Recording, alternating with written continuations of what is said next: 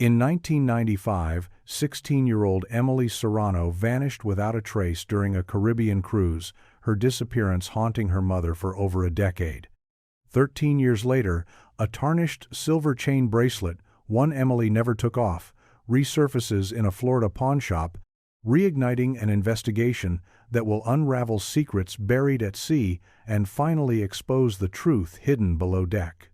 It was June 3, 1995, the first day of what was supposed to be the best week of Emily Serrano's young life. 16 years old, bright-eyed, and wearing the silver chain bracelet her grandmother gave her for her 13th birthday, she boarded the Coral Skye cruise ship with her aunt and uncle, grinning at the camera as her suitcase wobbled behind her. It was a Caribbean itinerary, Grand Cayman, Cozumel, and 2 long, sunny days at sea. Emily had never traveled outside the continental U.S., never seen the ocean stretch endlessly like this, never had her own room with a balcony and no bedtime. She was giddy with the freedom of it all. That first day, she wore her favorite purple tank top and denim overalls, her disposable camera bouncing against her chest as she wandered the decks with the other teens. There was a meet and greet in the teen lounge, awkward introductions, laughter, soda in plastic cups, and a late-night arcade tournament. Her aunt, Linda, remembered hearing the soft click of the door around 11:40 p.m. as Emily slipped back into the room to grab her hoodie, saying something about meeting up with a few kids by the pool. Then, she was gone again. By morning, her bed was still neatly made, the covers undisturbed, the pillow fluffed. Her silver bracelet was not on the dresser. Her shoes were missing too. Linda panicked first, thinking Emily had stayed out too late and fallen asleep somewhere on board. But when her name was paged over the ship's intercom and hours passed with no response, the mood changed. Crew members checked public areas, the infirmary, restrooms, and eventually began reviewing what limited camera footage they had. It didn't help that in 1995, most ships didn't have surveillance coverage in the passenger corridors or open decks. One bartender remembered seeing her near the upper pool bar late that night, but he wasn't sure of the time. Another passenger claimed they saw her heading toward the bow with someone, maybe another teen, maybe older. No one had a name. When the Coral Skye docked in Miami 5 days later, there was still no sign of Emily, no belongings turned up, no body. Her mother was waiting at the terminal, heart pounding, arms ready to hold her daughter. But the doors opened, the passengers walked off, and Emily Serrano never came home. Emily Serrano was the kind of teenager people remembered, not because she demanded attention, but because she carried a quiet confidence that made you want to know her. She was soft-spoken but fiercely thoughtful, the girl who brought her own camera to school dances just to capture everyone else's joy.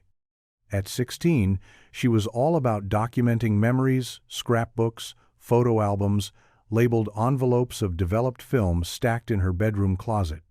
Her mother, Isabel, often said that Emily didn't just want to live life, she wanted to understand it.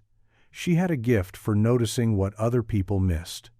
She was raised in a modest home in Coral Gables, Florida, just a few hours from the cruise port, where her life would change forever. Isabel worked long hours as a nurse, but she and Emily had a bond that defied schedules. They had Friday night movies on the couch, late-night pancake runs, whispered jokes no one else understood.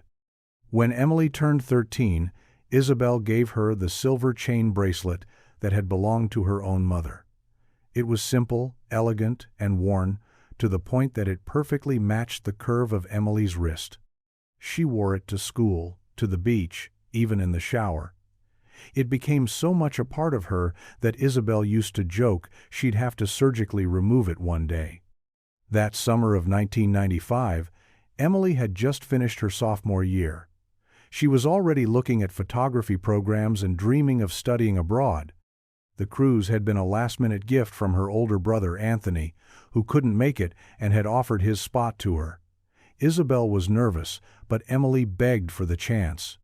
"It's just a week," she'd said, already packing before her mother had even agreed. On the morning Emily left, Isabel stood at the driveway watching the car pull away. She remembered the way her daughter waved from the back seat, silver bracelet catching the sun. It was the last time she saw her in person. Over the next 13 years, Isabel would replay that moment in her mind, like a worn tape, always wondering if she should have said no, if she should have held on just a little longer, if somehow, in those final seconds, the future could have bent a different way. The Coral Skye was a floating city of distractions, a place where people shed their routines like old coats and embraced the blur of music, drinks, and sunburned days. In 1995, cruise culture had a different tone, looser rules, minimal security, and a general assumption that what happened on board stayed there. Teen passengers, like Emily, were given laminated cards granting them access to youth lounges and pre-approved events, but outside of those spaces, they moved freely. Staff rarely questioned a teen wandering the decks late at night, and there were no digital key logs or comprehensive surveillance systems to track comings and goings. Emily had told her aunt she was heading back out after 11 to meet friends by the upper pool. She grabbed her hoodie and a small wallet and left without a trace of concern. A few hours later, a bartender remembered seeing a girl who matched her description leaning against a railing near the rear deck, looking out over the dark ocean. He thought she was waiting for someone. That vague recollection would become one of the last known sightings. By sunrise, when her absence became undeniable, staff initiated a low-level search. Crew members checked restrooms, lounges, and public spaces. An announcement was made over the ship's intercom system asking for Emily Serrano to report to guest services. When there was no response and no sign of her in her cabin or anywhere else, the tone shifted from casual to concerned. The ship's captain logged the incident and contacted authorities at the next port, but no one stopped the cruise.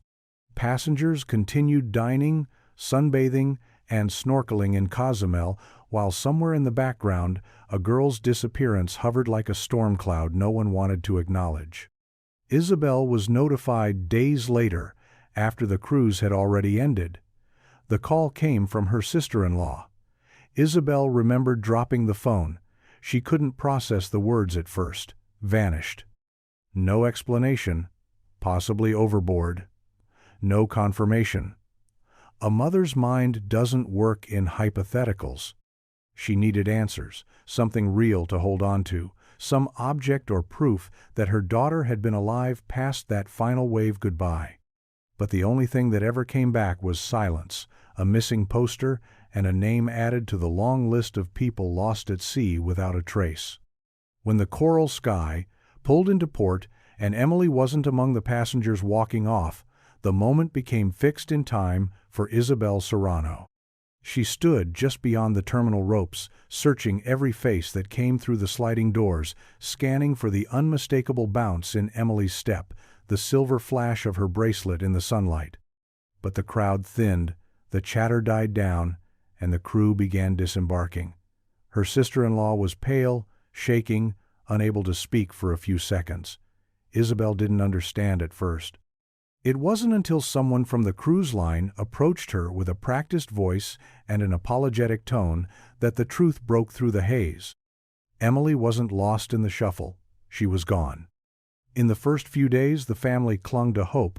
Maybe she had gotten off at a previous port and was somehow trying to get home. Maybe she was with someone and just hadn't reached out yet. But as the hours turned into days and then weeks, and no new information surfaced, that hope began to twist into something darker. The Coast Guard conducted a limited search. Flyers were printed and distributed in multiple languages. Her story made local headlines and briefly caught national attention before being buried beneath newer tragedies. There were no confirmed sightings, no ransom notes, no messages. Isabel held on to the image of the silver bracelet. It was on every flyer, every news segment, every website.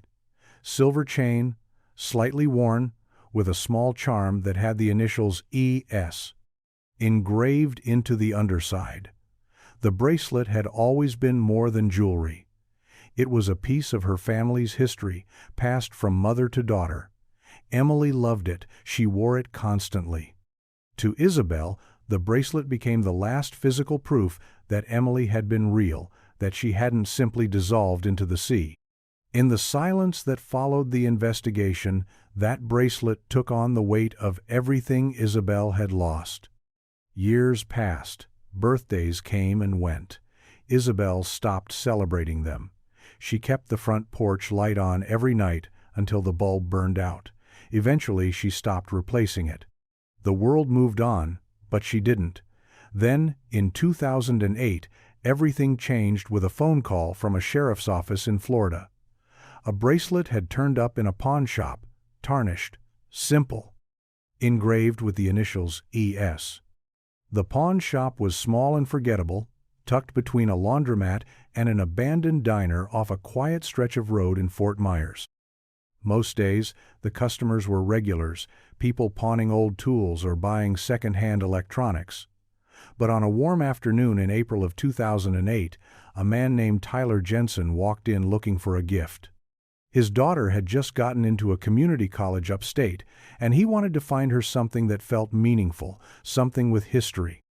He wasn't a wealthy man, but he liked the idea of giving her something one of a kind. He spotted the jewelry box in a locked case near the back. It was small, made of cheap wood with worn velvet lining, filled with a tangle of outdated necklaces, dull earrings, and one silver bracelet sitting slightly apart from the rest. It was simple but well made, a classic chain-link design that had aged to a soft gray patina. What caught his eye was the engraving on a small charm, ES. The initials meant nothing to him, but he thought it might be easy enough to have it buffed out or replaced. He bought it for $10 and took it home. It was his daughter, Haley, who noticed something strange about it a few days later. She'd been flipping through the bracelet selection when she paused, staring at the charm. Something about it looked familiar. She'd taken a cold case seminar during her criminal justice elective the previous semester. One of the cases they studied had involved a girl who vanished from a cruise ship in the mid-90s. The only personal item she'd been known for was a silver chain bracelet with her initials engraved, ES. Haley did a quick search online. The name Emily Serrano appeared immediately. Old missing posters, grainy news footage, photos of a girl with long dark hair smiling on a cruise deck. In almost every image, the bracelet was on her wrist. Identical links, identical charm. She turned to her dad, her voice uneasy as she asked where he got it. When he told her it came from a pawn shop down the street, she stared at it again, quiet for a long moment. Then she picked up the phone and called the local sheriff's office. The bracelet was taken into evidence the same day Haley called it in. A deputy met her and her father at their home, carefully placing the tarnished chain into a clear plastic bag before labeling it with a case number neither of them recognized. To them, it was a strange discovery, unsettling but distant. To the sheriff's department, it was the first physical lead in a missing persons case that had been cold for more than a decade. Detective Mark Rivas was assigned to the call. He'd worked in homicide and missing persons for almost 20 years, long enough to know not to get too hopeful with artifacts from pawn shops. Most of the time, they led nowhere, but something about the timing and the initials on the charm made him pause. Late-night curiosity took over, and he typed ES Missing Cruise Girl into the department's case system. When Emily Serrano's name appeared, followed by a scanned copy of her original missing poster, he sat back in his chair and quietly muttered to himself that it might finally be something. By the next morning, Rivas was on the phone with the FBI. Though the Serrano case had long been considered dormant, it had technically remained open due to the ambiguity of international jurisdiction. No body, no confirmed death, no conclusive evidence. Just a girl who went missing aboard a cruise ship under circumstances that had never been fully explained. The bracelet was sent to the lab for analysis. It was worn, but the initials were intact, and the links matched the description provided by Emily's mother back in 1995.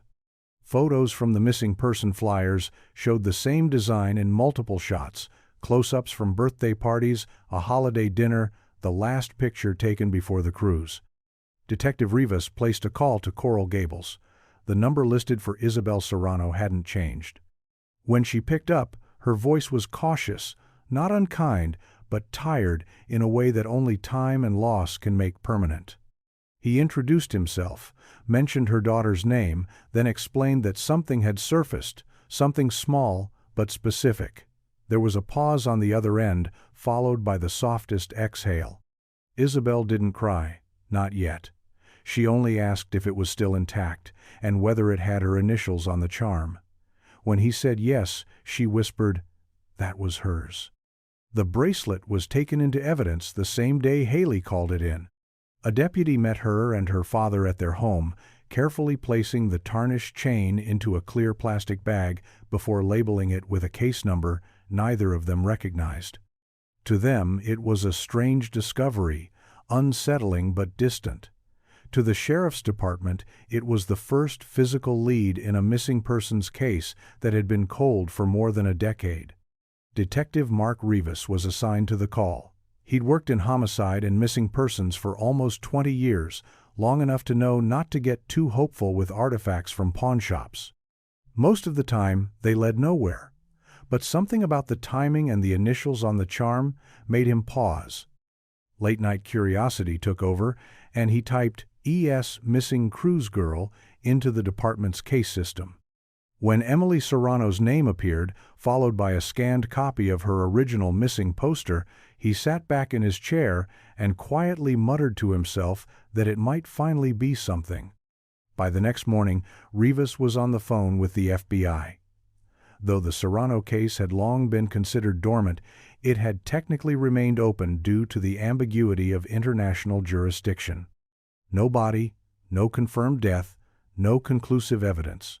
Just a girl who went missing aboard a cruise ship under circumstances that had never been fully explained. The bracelet was sent to the lab for analysis. It was worn, but the initials were intact and the links matched the description provided by Emily's mother back in 1995. Photos from the missing person flyers showed the same design in multiple shots, close-ups from birthday parties, a holiday dinner, the last picture taken before the cruise. Detective Rivas placed a call to Coral Gables. The number listed for Emily Serrano hadn't changed.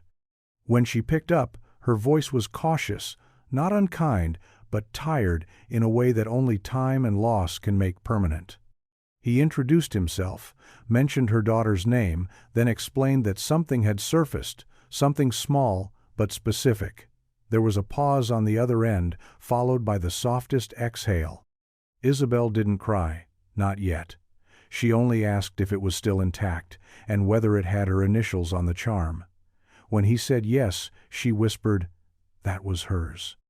The bracelet had been part of an estate sale, one of dozens of items boxed up and cleared out from a small stucco house on the edge of town. The previous owner, Ronald Baines, had passed away the year before from complications related to heart failure. He'd lived alone, no wife, no children, and no next of kin except a distant nephew who barely knew him. It was the nephew who had authorized the clean-out, hiring a local crew to sort, sell, and trash what was left behind. Most of the furniture went to thrift stores. Kitchenware was donated. A few small boxes of personal effects ended up at local pawnshops, including the one in Fort Myers where the bracelet resurfaced. Detective Rivas began by pulling Baines's employment history. The name triggered something familiar. Sure enough, Ronald Baines had been employed as a bartender aboard the Coral Skye in the mid-1990s. Cruise line records showed he'd worked the evening shift in the adult pool bar area from 1992 until 1996. That meant he had been on the ship the week Emily disappeared. It wasn't just a coincidence anymore. Rivas brought this to Isabel with the kind of care he knew was necessary. Her expression didn't change much. She just asked, "Did he ever get interviewed?" The answer was no. At the time, Baines had never appeared on any official list of persons of interest. There had been no record of complaints filed against him, no witness statements connecting him to Emily. He had simply blended into the background like so many other crew members, nameless and forgettable. It was only now, in hindsight, that his presence began to take on weight. A bartender working near the last known location where Emily may have been seen. A man who retired not long after the incident and lived the rest of his life in quiet anonymity, and now, over a decade later, a bracelet that had never left Emily's wrist had somehow ended up in his home. Rivas submitted a formal request for the cruise line's archived personnel files. If Baines had left behind any journals, photographs, or personal records, they might still be in the boxes that hadn't sold. The pawn shop owner agreed to let them search through what was left. Somewhere in that mess of forgotten things, Rivas hoped there might be one more clue. The back room of the pawn shop smelled like old wood and dust, the air still and stale despite the ceiling fan clicking overhead. Detective Rivas and a junior officer named Monroe stood over a folding table where a few remaining boxes from Ronald Baines's estate had been set aside. Most of the valuable items were long gone: tools, a vintage watch, a small collection of coins, but these last few containers were filled with what the shop owner had called junk. Old receipts, faded photographs, loose keys, and one weathered leather binder. Rivas opened the binder carefully. Inside were pages of handwritten notes, names and numbers scribbled in block letters, some of them with dates beside them. It wasn't a journal exactly, more like a logbook, but one page stood out. Dated July 2, 1995, just a few weeks after Emily Serrano disappeared, it read, "Transfer request processed. No questions. Time to get out." There was no context, but the tone was pointed. A few pages later, another entry. "No one's come around asking. Lucky. Still have the box." That word hit hard. Box. They searched for it, combing through every corner of the shop's back storage. Finally, in a pile destined for donation, they found a small wooden container with brass corners and a broken latch. Inside were random keepsakes, an employee ID badge from the Coral Skye, a stack of Polaroids from various ports, and, folded neatly at the bottom, a cruise line-issued towel embroidered with the ship's name. There was also a pocket-sized address book, and tucked between the pages was a photo Rivas didn't expect to find. It showed a group of teenagers posing near the railing of a cruise ship, the ocean wide and bright behind them. Emily was among them. She was standing slightly apart from the others, smiling, her silver bracelet just visible on her wrist. Behind her, just barely in frame, was a man leaning against the rail. His face wasn't turned toward the camera, but the build, the hair, the uniform shirt, it looked like Ronald Baines. Rivas didn't say anything at first. He just passed the photo to Monroe, then made a quiet note in his file. For the first time in 13 years, someone had placed Emily Serrano and Ronald Baines in the same frame. The photo was sent to the FBI lab for digital enhancement. It was grainy, slightly overexposed, but the facial features of the man in the background were just clear enough to confirm what Detective Rivas already suspected. Ronald Baines had been present in the same area where Emily Serrano was last seen. Not just present, but watching. His eyes fixed on the group, his posture angled toward Emily. The timestamp matched the second-to-last day of the cruise, just hours before she vanished. Rivas reached out to the cruise line, requesting archived records from that voyage. It took days to get access, and even then, the documents were incomplete. Cruise shift logs were missing pages. Maintenance reports from that week were redacted for reasons no one could explain. Internal memos referenced a disturbance in the aft stairwell, but no formal report had been filed. Most of it was brushed off as clerical oversight, but to Rivas, it smelled like something had been buried.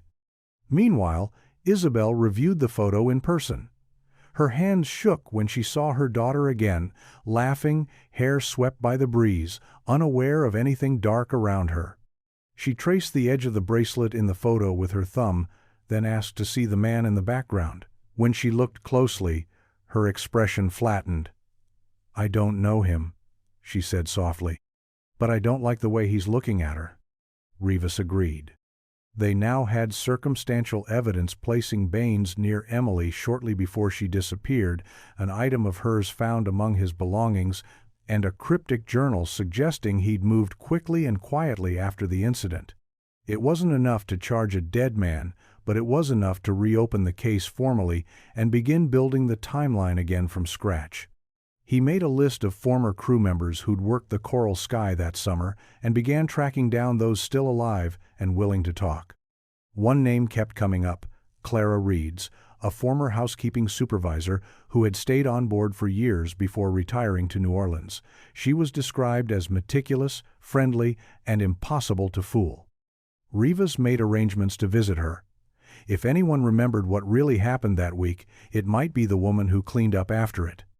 Clara Reeds lived in a quiet corner of New Orleans, in a small shotgun house filled with plants and photographs of places most people never visited. She was 71 now, retired for over a decade, but still sharp, with eyes that seemed to remember more than she let on. When Detective Rivas showed her the old cruise photo, she took her time with it. She didn't say anything at first, just studied the image, tilting her head as if listening to something in the back of her mind. Finally, she tapped a finger gently on the figure in the background and said, "That's Ronnie." She hadn't thought of Ronald Baines in years, not since he left the ship suddenly in the summer of '95. It was a quiet exit, no farewell drinks, no send-off, just gone. Clara remembered it because she'd found his cabin door ajar 2 days after the cruise ended. She'd gone in to clean, expecting the usual mess, but instead found it stripped bare. Everything was gone: uniforms, toiletries, even the mattress topper he always insisted on. The only thing left was a towel balled up in the corner and a faint, musty smell she never could identify. Rivas asked if she remembered anything unusual about that cruise. Clara leaned back, lips pressed into a line, and finally said there was something. A maintenance crew had been sent to one of the lower deck corridors midweek. The story was that a pipe had burst near a storage closet, but Clara never saw any sign of water damage. She did, however, find a broken latch in the hallway days later, like someone had forced a door open and it had been clumsily repaired. She reported it, but no one followed up. Then she mentioned the girl. She didn't remember her name, but she remembered her face. Pretty, quiet, always had a camera. She recalled seeing the girl near the staff-only hallway once, close to midnight, looking confused. Clara had started walking toward her to redirect her, but someone else reached her first, a man. She couldn't swear it was Ronnie, but the build was right. The next morning, the girl was gone. When Rivas asked why she hadn't come forward back then, Clara looked away and said, "Because no one ever asked." Detective Rivas left Clara Reeds's home with a new sense of urgency. Her memory, though softened by time, had held on to too many specific details to ignore: a hallway that didn't match the story, a girl seen near staff quarters late at night, a man fitting Baines's description intercepting her. It was the first eyewitness account that suggested Emily Serrano may have stumbled into an area she wasn't supposed to be in, and perhaps into the path of someone who didn't want her there. Back in Florida, Rivas dug deeper into the ship's layout and crew logs from that summer. It turned out that the corridor Clara mentioned ran parallel to a series of service rooms used only by kitchen and housekeeping staff. One of the doors, marked as a supply storage area, connected directly to a small maintenance stairwell, one that bypassed passenger decks entirely. It wasn't on the standard map given to guests, and unless you were intentionally looking for it, it would seem like nothing more than a locked utility closet. But for someone who worked on the ship, it would have been a quiet, hidden shortcut. As Rivas traced the schematic, he noticed something else. That same stairwell ran adjacent to a handful of crew cabins on the lowest deck. Ronald Baines's assigned quarters were among them. His room was less than 20 feet from the exit of that stairwell. Rivas called Isabel to update her. She listened in silence, the kind she had mastered over the years. When he explained how Emily may have wandered into the wrong hallway and encountered the wrong man, Isabel's voice cracked for the first time. "She wasn't reckless," she whispered. "She got turned around. She probably thought she'd find her way back." Rivas agreed. Nothing about Emily's behavior suggested recklessness. This wasn't a case of a runaway teen or someone sneaking off. She was likely lost for just long enough to be found by someone who knew exactly how to make her disappear. It wasn't proof, but it was a pattern. And with each new detail, the trail that had once felt so cold now seemed to be warming beneath their feet, pointing them back to that ship, to that night, and to the man whose secrets were still waiting to be unearthed. The next breakthrough came not from the ship's records or interviews, but from a long-forgotten corner of Baines's modest house. Rivas received a call from the estate clean-out crew that had handled the original property. One of the workers had remembered something strange from that job, a locked cabinet in the garage that no one had been able to open at the time. They'd meant to break it open but forgot, and it had been left untouched in a storage unit ever since. With the owner's permission, Rivas arranged to examine it himself. The cabinet was metal, old and dented, with a rusted padlock still intact. The locksmith took less than a minute to pry it open. Inside were layers of folded cloth, old shirts, a pair of weathered sandals, and beneath them a sealed envelope marked "Personal." Rivas hesitated before opening it. He wasn't sure what he expected, maybe pay stubs, a few postcards, even old letters, but what he found was a stack of photographs, faded but intact, all taken from inside a cruise ship cabin. Most were mundane: a corner of a bed, a desk, the edge of a mirror. But one photo stopped him cold. It was of a girl's wrist, resting on a white cotton bedspread. The silver chain bracelet was clearly visible, the charm facing the camera. There was no face in the frame, no context, just the unmistakable jewelry and a timestamp printed along the bottom corner. June 6, 1995. Rivas sat back, the weight of it all sinking in. If the bracelet had been removed and photographed in Baines's cabin, then she had been there. There was no way around it now. She hadn't fallen. She hadn't run off. She had been taken, and she had been kept out of sight, even if only for a short time. When he showed the photo to Isabel, she didn't look away. Her eyes scanned the image slowly, taking in every detail, even though it offered no peace. "That's her," she said quietly. "I remember that bruise on her wrist. She got it helping me move a box of books before she left." That small bruise, so ordinary in life, now served as the final confirmation her daughter had been there. And someone had taken the time to document it. Detective Rivas had seen disturbing evidence before, but there was something especially chilling about the photo of Emily's wrist. It wasn't graphic or violent. It was quiet, intimate, calculated. Someone had taken that picture not in panic but with intent, and that realization shifted everything. This wasn't just a disappearance. It was a crime planned and concealed by someone who knew the ship, who understood how to exploit its blind spots and blend in with the constant churn of passengers and staff. He brought the photo to the FBI's Behavioral Analysis Unit. They confirmed what he had already suspected. The composition, the angle, even the lack of identifiable surroundings pointed to someone methodical. It wasn't a trophy photo in the typical sense, but it was kept for a reason: control, memory, perhaps even pride. The agents agreed the photo indicated premeditation and that it likely wasn't the first time this individual had acted on similar impulses. Digging deeper into Ronald Baines's work history, Rivas discovered a troubling pattern. While no formal complaints had ever been filed, several entries in the ship's old HR logs hinted at minor disciplinary actions that had been quietly resolved. Inappropriate comments, unverified curfew violations.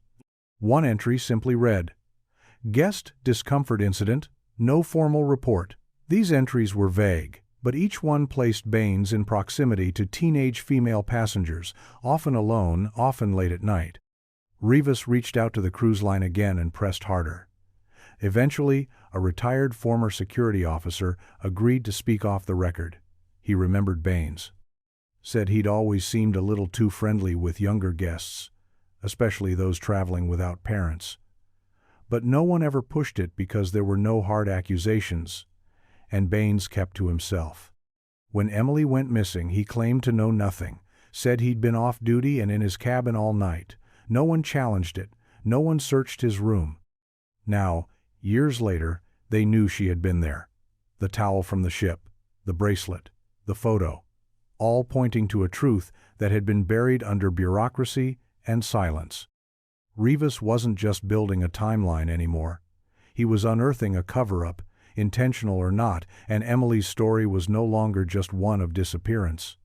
It was one of deception, proximity, and a predator hiding in plain sight. The ripple effects of Emily Serrano's disappearance had never fully settled, but for the first time in 13 years, they were beginning to make a visible trail. Detective Rivas contacted the cruise line once more, requesting the full passenger manifest from that 1995 voyage, along with staff rosters, maintenance reports, and complaint logs. He knew most of the people involved had long since moved on, retired, relocated, or passed away, but there was still one route left to explore: the passengers. He began calling down the list, prioritizing cabins near the deck where Emily had last been seen. Most remembered nothing useful. The trip had blurred into fragments: tropical drinks, crowded buffet lines, the sound of steel drums echoing off the water. But then came a woman named Darlene Keel. She had been 17 at the time, on a graduation trip with her best friend and her friend's parents. At first, she didn't recall anything unusual. But when Rivas mentioned the name Emily Serrano, there was a pause on the line. Darlene said she remembered a girl matching Emily's description. She remembered her camera, how she was always taking photos, and how they'd run into each other near the arcade one evening. Then she hesitated and asked if Emily had ever been seen again after the teen club party on the third night of the cruise. When Rivas said no, Darlene's voice changed. She explained that late that night she had taken a walk to clear her head and had passed the crew access hallway on the lower promenade. The door was slightly ajar, which was odd. Guests weren't supposed to be down there. As she passed, she heard something, muffled voices, one male, one female, then the door creaked shut. At the time, she hadn't thought much of it. It was late, and she was young, more concerned with curfews than clues. But now, with this context, the memory took on a new shape. She said she never forgot the look on the face of the bartender who passed her a few minutes later. He didn't smile or nod, he just stared at her as if measuring something. Rivas asked her if she would be willing to sit for a formal interview. She said yes. After 13 years of silence, people were finally remembering.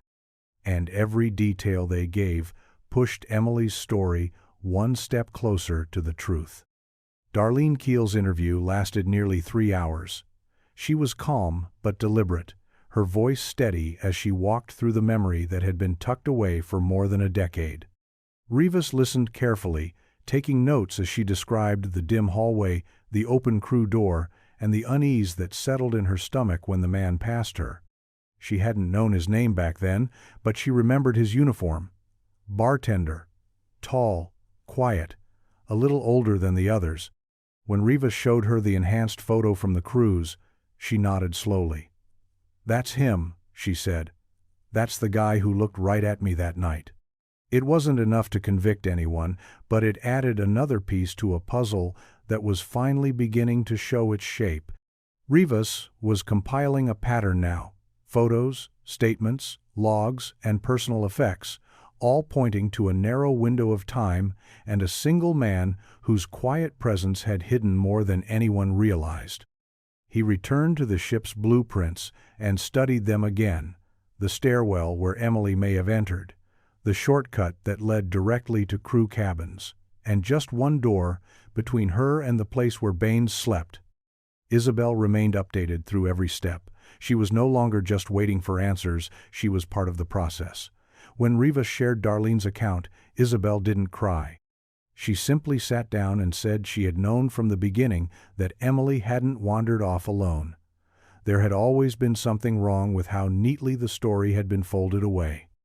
Rivas wanted to know more about the days after Emily disappeared. He went back into archived logs and passenger statements and found an overlooked detail. A member of the maintenance staff had filed a brief, unsigned note about a strange smell in the crew corridor near the end of the voyage. It was marked resolved, no cause found, and the name listed on the follow-up was Ronald Baines. It had seemed like nothing at the time. But now, paired with everything else, it became a whisper from the past. A quiet signal that something had happened behind closed doors, something kept out of sight until now. Rivas circled the name again and underlined it. One more clue, one step closer. Detective Rivas had spent most of his career chasing stories that began with absence, missing people, unexplained gaps, timelines that didn't quite fit, but the Serrano case was different. It didn't feel like a disappearance as much as it felt like something had been hidden, methodically and intentionally, then locked away until the person responsible was no longer around to answer for it. The clues weren't loud. They were small and quiet, like Emily herself, requiring patience to hear.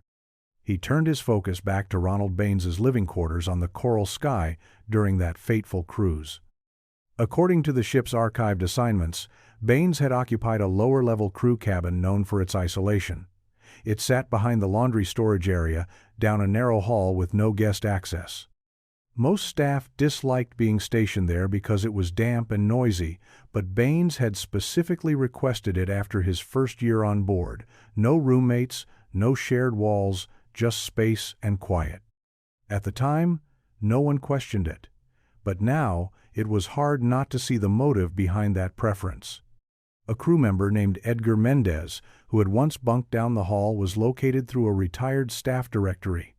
He lived in Tampa now, working maintenance at a marina. When Rivas reached him, Edgar admitted he remembered Baines clearly, said he kept to himself, didn't drink with the others, and never allowed anyone into his room. It was like he had something to protect, Edgar said, like he was always listening to make sure no one got too close. More chilling, though, was what Edgar mentioned next. During that same cruise, someone reported a towel missing from the staff laundry. It was signed out under Baines's name, but never returned. One towel wouldn't have mattered, things went missing all the time, but paired with the other evidence, it took on new weight. It matched the towel found in Baines's locked cabinet years later. White, cruise logo stitched, folded beneath photos and forgotten objects, a ghost of the ship itself. Piece by piece, the silence was unraveling. Each forgotten name, each overlooked note was building towards something undeniable. And Emily, long dismissed as lost at sea, was beginning to take her rightful place at the center of a truth that no longer wanted to stay buried. By late summer, the case file on Emily Serrano had grown thick with statements, photographs, ship diagrams, and personal artifacts.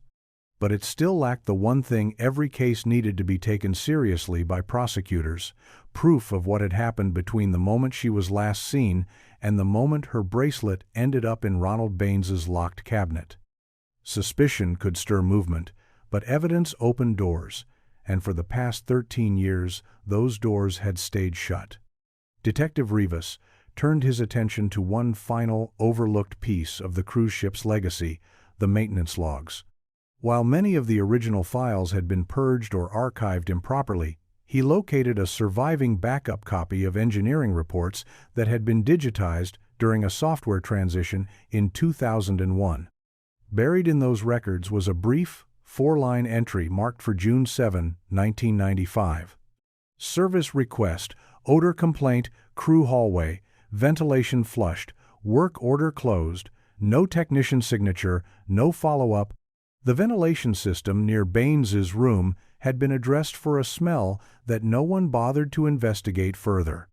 It was a small clue, but it fit the rest of the picture.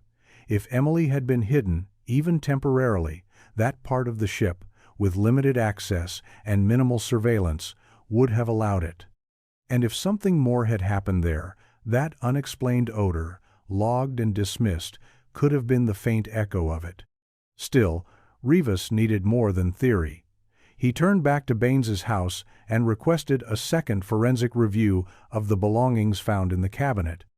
This time, the lab was instructed to test the interior of the wooden box that held the cruise memorabilia, including the towel and the photograph of Emily's wrist. The results came back 10 days later.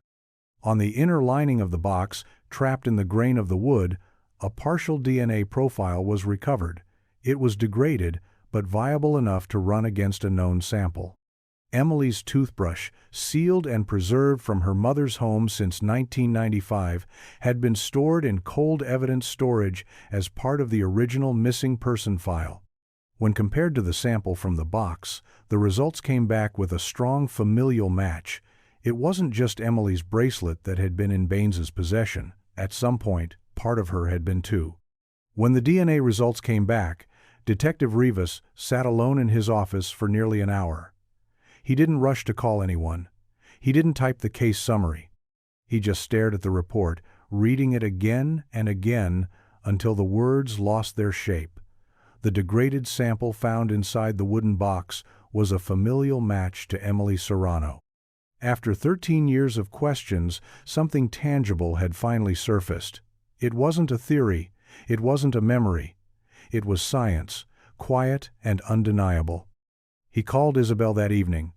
Her voice on the other end was steady, but he could hear the shift when he said the words, "DNA, match, it's hers." There was no scream, no collapse. Just a long breath, then a whisper of gratitude that sounded more like exhaustion. She thanked him, not for the closure, but for not giving up.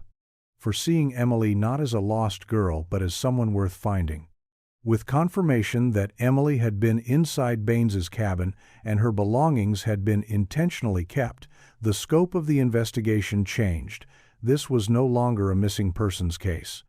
It was a criminal investigation of an abduction and likely homicide, one that had gone unrecognized for over a decade under the veil of maritime jurisdiction and institutional indifference. Rivas contacted the district attorney's office, who agreed to begin compiling a formal case summary. Though Baines was deceased and could not be prosecuted, the investigation itself still held weight. It was about truth, about officially acknowledging what had happened and ensuring it was never dismissed again as a simple disappearance. He also reached out to the cruise line one final time. After weeks of legal pressure and public records requests, they released internal memos from the summer of 1995. One of them, stamped confidential, noted a guest disappearance event and referenced a decision to handle it internally to avoid media escalation. Another memo instructed staff to refer all inquiries to the legal department and not to speculate publicly about cause or suspicion. It was, Rivas realized, never just about what happened that night. It was also about what didn't happen afterward. No accountability, no transparency, just silence. And now, that silence was finally being broken. The evidence was now too strong to ignore, even for those who had long since moved on. A girl had disappeared aboard a cruise ship, her last known location buried beneath years of vague reports and corporate deflections. Her silver bracelet had resurfaced in a pawn shop 13 years later. Her DNA had been found in a locked cabinet once owned by a man who worked aboard the ship, and eyewitnesses were finally speaking up, piecing together the shadowy edges of a story no one had wanted to tell. Detective Rivas met with a federal investigator from the Department of Justice who specialized in maritime crimes. Together, they reviewed the collected timeline, statements, and forensic data. The federal agent confirmed what Rivas already knew, that while prosecution was no longer possible, the DOJ could classify the case as a confirmed criminal abduction and presumed homicide. It would shift Emily's status from missing to victim, and it would legally recognize what Isabel had known in her bones since the day her daughter never came home. Rivas brought the paperwork to Isabel in person. She didn't cry when he handed her the file. She simply opened it, flipped through the pages, and stopped at the photo of the bracelet. She touched the corner of the image with her fingertip, then looked up and asked one question: what happens now? What happened was quiet but powerful. Emily's case was reclassified. Her name was cleared of every rumor that had swirled over the years. She hadn't run away. She hadn't fallen. She had been taken. And now, that truth was written plainly in official language, preserved in a file that would never again be ignored or forgotten. Rivas also shared the report with Haley Jensen, the young woman who had spotted the bracelet in her father's pawn shop purchase. When she read the final conclusion, she said she felt something shift, as if a small ripple she had set in motion had finally made its way back to shore. And in the days that followed, Isabel did something she hadn't done in 13 years. She walked to her daughter's room, sat on the edge of the bed, and opened the photo album Emily had started the week before the cruise. On the first page, just beneath a snapshot of them together, was a handwritten note. It read, "To remember everything." The day after the report was finalized, Isabel received a box in the mail. It was small, carefully packaged, and marked as personal property return. Inside was the silver bracelet, freshly cleaned but still worn in the places Emily used to fidget with during long car rides or late-night conversations. The charm was intact, the engraving faint but visible, as if the years hadn't erased her presence, only softened it. Isabel held it for a long time before she placed it inside a velvet pouch and tucked it into her purse, not ready to let it sit on a shelf just yet. News of the case's conclusion spread slowly at first. A local paper in Coral Gables ran a story with the headline, "Truth Surfaces at Last in Teens, 1995 Cruise Disappearance." It detailed the quiet determination behind the reopened investigation and how a forgotten bracelet had led to answers long overdue. Other outlets followed, and within days, national networks revisited the story that had once flickered briefly across television screens before vanishing like the girl herself. The renewed attention brought an unexpected wave of outreach. Former cruise passengers, crew members, and families of other missing persons wrote letters, some sharing fragments of memory, others offering condolences. One woman wrote to say she'd been on the same cruise and had never known someone had vanished until now. Another man, whose daughter had gone missing under different circumstances, wrote simply, "You gave her back her name." Haley Jensen, whose quiet instinct had triggered the investigation, was honored by a local university for her contribution to justice through civilian action. She accepted with humility, saying she'd only done what anyone should do when something doesn't feel right. But not everyone would have followed the feeling. Not everyone would have made the call. For Isabel, the world remained quieter than before, but it no longer echoed with unanswered questions. She began volunteering with a nonprofit dedicated to families of the missing, offering a kind of calm presence only someone who had lived through it could give. And though no court would ever try Ronald Baines, his name would forever be etched into the case file that bore her daughters. Not as a question mark, but as an answer. The silence was over. The story was no longer unfinished. In the months that followed, Detective Rivas compiled everything into a single comprehensive case file, hundreds of pages of interviews, timelines, photographs, and forensic evidence. It was submitted to the Department of Justice's Maritime Crimes Unit, not for prosecution, but for permanent archival and classification. The case was officially ruled a criminal abduction and presumed homicide. Emily Serrano was no longer listed as missing, she was listed as taken. Rivas kept a copy of the file on his desk longer than usual. There had been cases before this one that lingered, but none that followed him home quite like Emily's. He thought about the photograph of her wrist almost daily, the quiet way she looked away from the camera in every image, as if even back then she knew she would one day be remembered in fragments. He thought about her mother, about the weight she had carried with grace for over a decade, and about how it had taken 13 years and one second-hand bracelet for the truth to surface. The bracelet remained with Isabel, now placed in a shadow box, along with the photo of Emily on the cruise deck, a program from her middle school graduation, and the original missing poster, folded gently behind the frame. It was no longer a symbol of loss but of persistence, a quiet reminder that even the smallest pieces of a person can speak after years of silence. Emily's room had not changed much in 13 years, though Isabel had stopped keeping it exactly the same. A few of her daughter's belongings had been placed in storage for safekeeping, but most remained where they had always been. Books lined the shelves. A film camera sat on the desk next to a half-finished roll of black and white film. On the bulletin board above her bed, a pinned note read, "Places I want to go." The first one was Italy. The last one just said, "Back here." Isabel didn't erase any of it. She let it stay, not frozen in time but living in it. When she walked past the room now, she didn't feel pain, she felt something else. Not peace exactly, but the closest thing to it she had known in 13 years, a knowing, a quiet end to a very long silence. One afternoon near the end of October, Isabel returned to the cruise terminal where she had last seen her daughter. It hadn't changed much. The same curved awnings covered the walkways, the same announcements echoed overhead as families wheeled their luggage toward check-in counters, smiling at the start of something they hoped would be unforgettable. Isabel stood near the place where she had waited in 1995, arms ready to embrace a girl who never came back through the doors. The crowds moved past her like waves, unaware of what that space held for her, of how a single moment could remain frozen in time even as everything else kept going. She wasn't there for closure. That word had never felt right. There was no neat ending to be found, no final chapter that erased the weight of the story that came before it. But she had come to stand in the place where it all began, to feel it, and to let the pieces settle.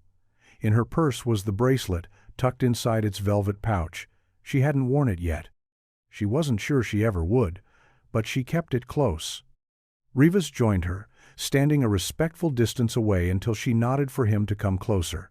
He didn't say much, they didn't need to speak. He had carried her story as his own now, and in the silence between them there was a shared understanding. They both looked out toward the ships, moored in the harbor, polished and bright under the sun, so much like the one Emily had boarded all those years ago. Before she left, Isabel placed a small flower at the edge of the railing. It wasn't a ceremony. There was no press, no speech, just a quiet act that felt more meaningful than anything written down. She whispered something only the sea could hear, then turned and walked away. Later that evening, she found herself back in Emily's room, drawn there without thinking. The photo album still lay open on the desk. She flipped to the back and slipped the bracelet between the final pages, right next to the picture Emily had taken of the ocean from the ship's deck. Isabel didn't close the book. She left it open, as if the story was still unfolding, just with a little more light than before.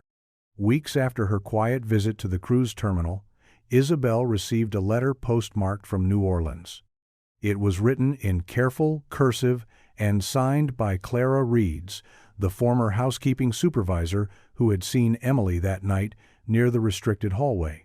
Clara had been following the investigation quietly, reading every article she could find, holding each update close like it was her own story. In the letter, she apologized, not for what she had done, but for what she hadn't. She explained how fear and protocol and the weight of being invisible aboard that ship had kept her silent. She wrote that seeing Emily's face again, even in grainy photographs, had brought back all the moments she'd tried to forget. Then she ended the letter with a simple sentence that Isabel read over and over. "I never stopped wondering if I could have changed something." Isabel didn't hold anger. She knew there were 100 small failures wrapped up in what had happened. People who looked the other way, systems that weren't built to respond, technology that couldn't catch what it should have. She'd spent too many years inside that ache to stay bitter.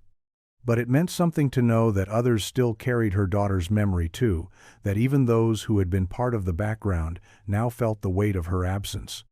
Across the country, cruise safety advocates began using Emily's case as a reference point. Her story became part of training modules, part of presentations on the importance of accountability in international waters. A senator from Florida cited the investigation during a hearing on maritime safety reform, pointing out how something as simple as a missing towel and a malfunctioning hallway camera had been the difference between answers and silence for over a decade. Emily's photo, the same one used on her original missing poster, was now included in presentations given to new cruise line employees. Not as a warning, but as a reminder that every passenger has someone waiting for them to come home. That behind every photo is a story, and behind every story is a name that should never be reduced to a line in a report. Emily Serrano was never just a girl who vanished. She was someone who mattered. And now, finally, the world knew it too. In the end, it wasn't the ship or the reports or the search teams that gave Emily Serrano back her voice. It was a bracelet, a simple silver chain that had traveled further than anyone could have imagined, from a teenager's wrist to a pawn shop shelf, quietly carrying the weight of 13 missing years. It had slipped through the cracks, survived storage boxes and estate cleanouts, and ended up in the hands of someone who cared enough to look closer. That small gesture unraveled a silence built by years of neglect, and in doing so gave shape to a truth that had waited too long to be heard. Isabel kept living her life, not because the pain had lessened, but because the story had shifted. She planted a garden in her backyard with flowers Emily once picked out from a catalog. She framed the last photo of Emily where her smile wasn't posed, just caught mid-laugh, wind in her hair, joy in her face. She began speaking at events, not with polished speeches, but with honest memories, telling people who her daughter was beyond the headlines. She said Emily was funny, sometimes quiet, fiercely observant, and that her camera was never far from reach. She said the world didn't just lose a girl on that ship, it lost the woman she was meant to become. Detective Rivas eventually moved on to other cases, but he kept a copy of Emily's file in his home office. Every time he passed it, he thought of how long it took for something so obvious to finally matter. He thought of the people who'd failed her. But more often, he thought of those who hadn't, the student who made a call, the mother who never stopped asking, the housekeeper who remembered the hallway. The story that refused to stay buried. There are still ships in the harbor, still families posing for photos before sailing off toward warm waters and distant islands. But now, because of Emily, there are also names on safety logs that get double-checked. There are doors that stay locked, cameras that stay on, reports that are no longer ignored, one bracelet, one girl, one thread that pulled everything into the light. And now, at last, her story is no longer a mystery. It's a legacy, one that won't be forgotten.